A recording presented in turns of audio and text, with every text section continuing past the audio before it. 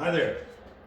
Okay, so today, in honor of Trump's inauguration, Trump being our greatest president in U.S. history, in honor of that, I'm going to bring you a recipe from the second greatest president. Come on over here, bud. Second greatest president in history, George Washington, and specifically George Washington's corned beef and cabbage recipe, and yeah. But before we get started with that, I want to thank our sponsor for today's video, Michelob. Michelob, the working man's beer, the greatest beer, and the Instant Pot Captain's go-to beer. Come on, bud, you can get up here. So, we're going to get started. Now, Washington, you don't know if you know this or not, when the Spanish had come over and the revolution had started and whatnot, the militias, those guys didn't really want to fight in the war, and one of the ways that Washington was able to get these guys to, stay in the militia and help out with the war was to cook for them. And he would specifically cook corned beef and cabbage, and yeah, that's what he did. So anyway, we're going to get started. We got 4 cups of water in the Instant Pot already, and we're going to add the cabbage. So, yeah.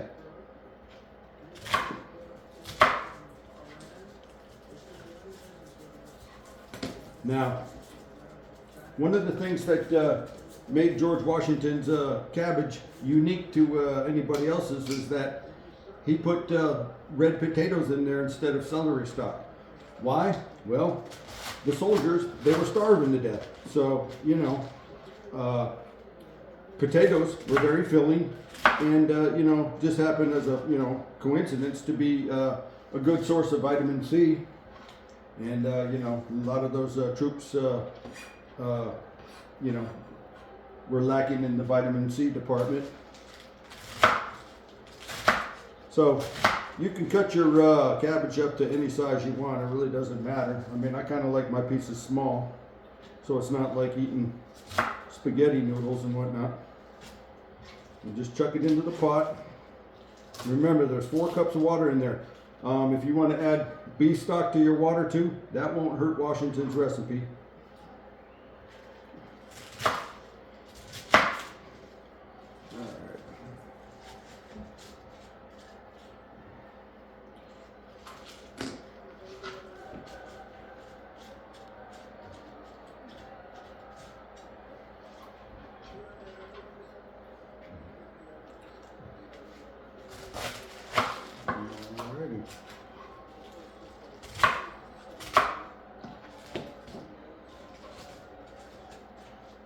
I'm going to call that enough cabbage right there because it said one cabbage. But now, granted, Washington's recipe was to feed a whole army, and I did the division and the calculations and the mathematicals to make you a smaller recipe, if you will, so you don't have to figure that all out your own self. So we got our cabbage in there. Then we're going to add 1 whole onion.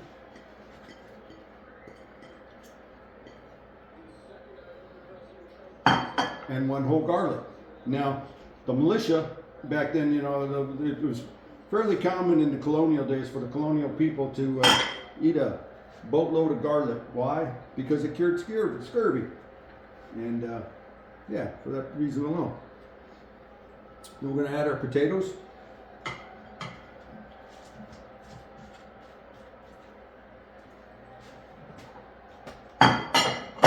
Now, most people would just throw the whole brisket, corned beef brisket onto the thing, but Washington would cut his up into chunks because there was a volunteer in the militia, a French guy by the name of Juan Gomez, and he would hover around the Instant Pot, and if given the opportunity when nobody was looking, he would cut off his own piece, and it would be a big piece, and none of the other soldiers, one of the other soldiers or a few wouldn't get any meat. So Washington just started cutting it into little chunks so everybody could just get 1 chunk. Now, if you've watched any of my previous episodes, you would know that the Washingtons had an Instapot. It was made for them by Thomas Edison, and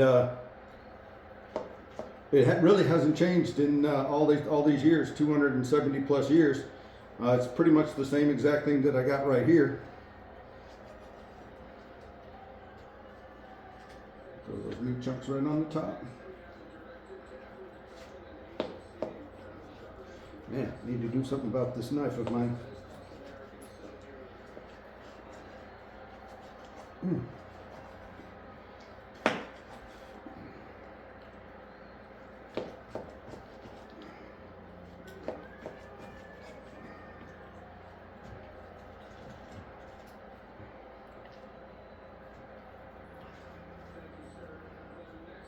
We are getting dangerously close to being at the max line. I think I might have put too much cabbage in there. Oh, darn it. All right. I'll just stuff it on in there. No big deal. All right. Just something like that. Then we're going to salt.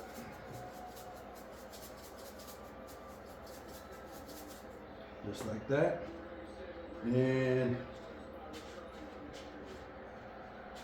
we'll put the pot on the old Instapot, the cap on the old Instapot. Hit pressure cook. Hit beefs. And we're going to cook this for 50 minutes. There it goes. So we'll be back with the in an hour or so. And after this is done doing the 50 minutes, let the pressure cook off normally. Don't vent release it. Let it cool down its own self. Then open up the cap. And then we'll bring you the finished results shortly. Thank you, and happy Trump Day.